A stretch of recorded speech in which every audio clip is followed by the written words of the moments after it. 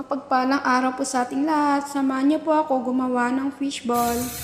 Una po, lilinisan po natin yung isda para i-ready po natin steam.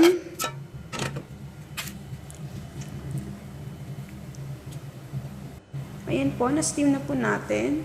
Next po, mag-slice na po tayo ng ating bawang, sibuyas at carrots. Pwede rin po kayo maglagay ng sibuyas dahon. Dahil wala po kami sibuyas dahon, yan lang po yung ginawa ko.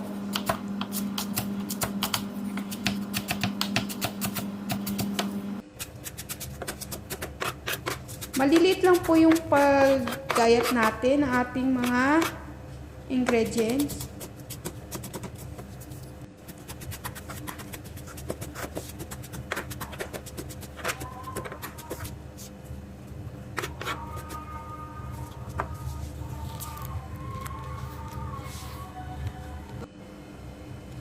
Ano po, carrots na naman. Isang carrots lang po, okay na po siya. Next po, flour. 3 cups flour. Sasalayin po muna natin para walang buo-buo. Next, baking powder, 3 spoon. Set aside muna natin. Himay-himayin po natin yung ating isda. Then, ilagay na po natin yung ating carrots, sibuyas, bawang po, yung hinimay natin na isda, then haluin lang po siya. Haluin lang po natin ng mabuti. At nilagay ko na rin po ng salt. Tansya ko lang po siya, bali kunti lang po. Then pepper, kunti lang din po.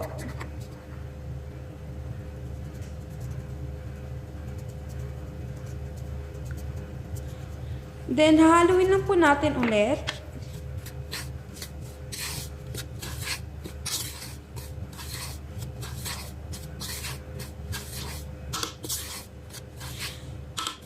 Next po, ilalagay ko po yung Knorr cubes. Bali yung Knorr cubes po, tinuna ko po siya sa 1/2 cup water na mainit po.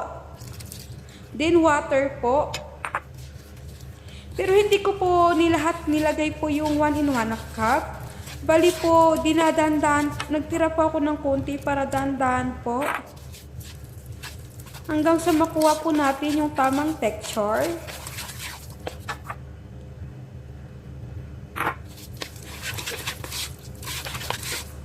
Pero naubos ko po yung 1/2 cup na 1 cup na water hanggang sa nakuha ko po.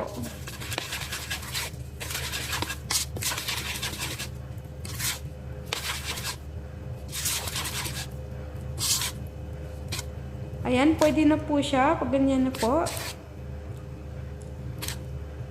Pwede rin po siyang lutuin mo kinabukasan, pwede rin po lulutuin agad.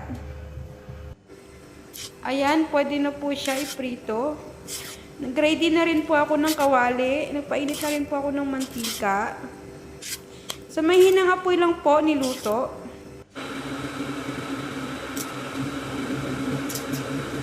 Ayan po, nagsimula na po ako magprito ng ating fishball.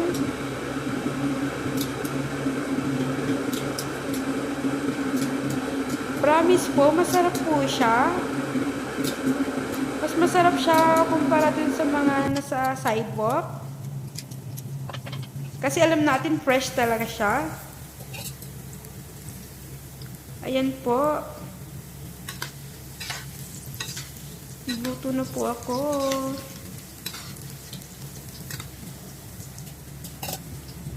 Nagpakulo na rin po ako ng ating sauce. Bali sweet lang po yung ating sauce kasi wala po akong sili para maging anghang.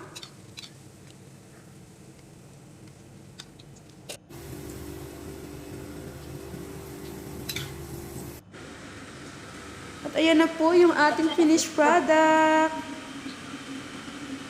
Iko-comments ko na lang po kung paano gumawa ng sauce ng ating fishball. Masarap siya, promise. Habang niluluto ko po yung fishball, maya-maya rin po kaming kumakain. Yan, thank you for watching. Love you guys.